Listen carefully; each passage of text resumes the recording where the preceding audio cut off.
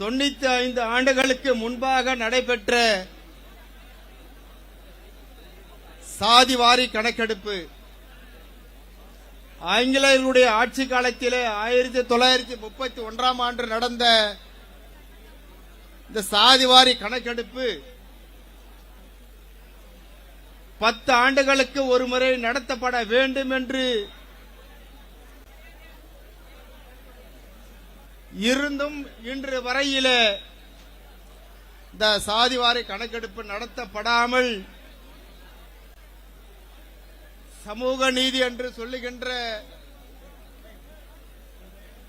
இயக்கங்கள் இன்றைக்கு சமூக நீதிக்கு குழி தோண்டுகின்ற அளவிலே நடந்து கொண்டிருக்கிறது. அந்த சமூக நீதியை காப்பாற்றப்பட வேண்டும் என்று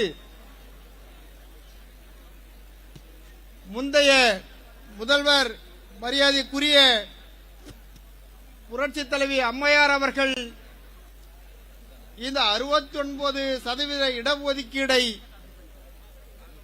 சட்டபூர்வமாக ஆக்கியதற்காக எதிர்முகாமிலே இருக்கின்ற பெரியவர் ஆசிரியர் வீரமணி அவர்கள் கூட இரும்பு மங்கை என்றும் சமூக நீதி காத்த வீரமங்கை என்றும் புகழாரம் சூட்டினார்கள். ஆனால் ஆண்டு கொண்டிருக்கின்ற அரசு, இங்கே பேசியிருக்கின்ற பல தலைவர்கள் பீகாரும் கர்நாடகாவும் தெலுங்கானாவும் ஒரிசாவும் சாதிவாரி கணக்கெடுப்பு நடத்தியிருக்கின்ற அந்த மாநிலங்கள் ஏன் தமிழகத்திலே மட்டும் சாதிவாரி கணக்கெடுப்பை நடத்த தயங்குகிறீர்கள் என்று பல்வேறு நிலைகளிலே இன்றைக்கு பேசிக்கொண்டு தொடர்ந்து போராட்டங்களை நடத்தி கொண்டு இருக்கிறார்கள்.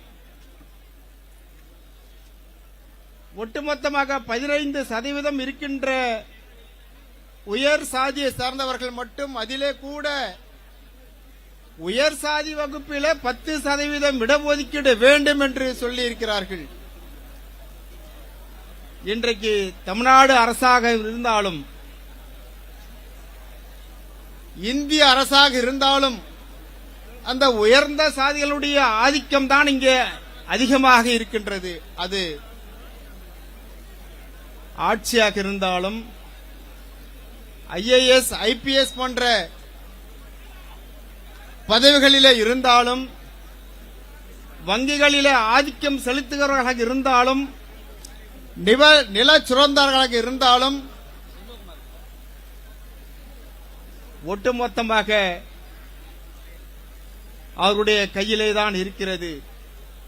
இந்த 69% இருக்கின்ற இந்த மக்கள் இன்னும் கூட மைனாரிட்டியாக இருக்கின்ற இவர்களிடத்திலே பெரும்பான்மையாக இருக்கின்ற மக்கள் கையேந்துகின்ற ஒரு சூழ்நிலை இந்த நாடு சுதந்திரம் பெற்று 75 ஆண்டுகள் ஆகியும் கூட நாம் இன்னும் கேட்டுக்கொண்டுதான் இருக்கிறோம்.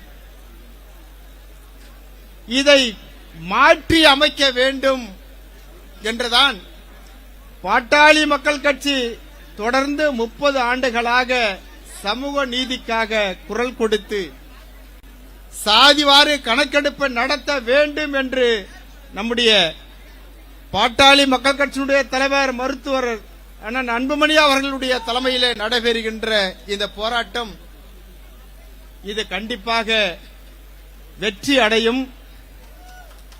திமுகவினுடைய நாளை மறுநாள் வருகின்ற அமாவாசையை தொடர்ந்து அது இல்லாமல் இன்னும் 2 அமாவாசைகள் தான் இந்த ஆட்சியினுடைய ஆயுட்காலம் இருக்கின்றது.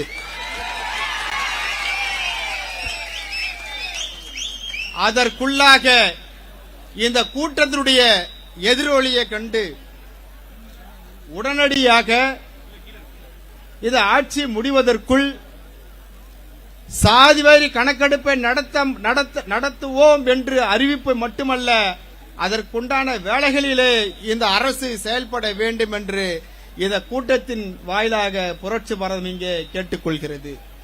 கண்டிப்பாக அது இன்னும் ஓரிரு வாரங்களுக்குள் கண்டிப்பாக அது நடந்துவிடும்.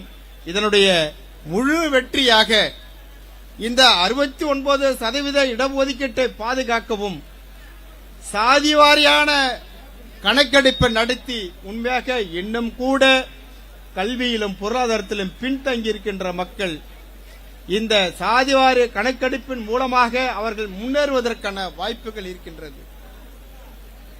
தொடர்ந்து 2வது 3வது இடத்தில் இருக்கின்ற இந்த வன்னியர் சமுதாயமும் இந்த நாட்டில் இருக்கின்ற பெரு சமுதாயத்திலே ஒன்றாக வன்னியர் சமுதாயமும் இன்றைக்கு பெரும் பகுதி கல்வியிலும் வேலைவாய்ப்பிலும் பின்தங்கி இருக்கிறது. அது அனைவருக்கும் கண்கூடாக தெரியும். இதையெல்லாம் முன்னேற்றப்பட வேண்டும். சமமாக கல்வியிலும் பொருளாதாரத்திலும் முன்னேற்றம் கொண்டு வர வேண்டும் என்றுதான் இன்றைக்கு சமூக நீதியை இந்த நாட்டிலே நடைமுறைப்படுத்த வேண்டும் என்று இந்த கூட்டம் போராடிக் கொண்டிருக்கின்றது. செய்திகளை உடனுக்குடன் தெரிந்து கொள்ள கீழ்கண்ட கேபிள் மற்றும் டிடிஎச் நெட்வொர்க்குகளில் எம்நாடு செய்தி தொலைக்காட்சியை காணுங்கள். பாதகம் செய்பவரை கண்டால் நாம் பயம் கொள்ளலாகாது பாப்பா. மோதி மிதித்து விடு பாப்பா, அவர் முகத்தில் உமிழ்ந்து விடு பாப்பா. அண்மை செய்திகளை உடனுக்குடன் தெரிந்து கொள்ள இணைந்திருங்கள் எம்நாடு தொலைக்காட்சியுடன்.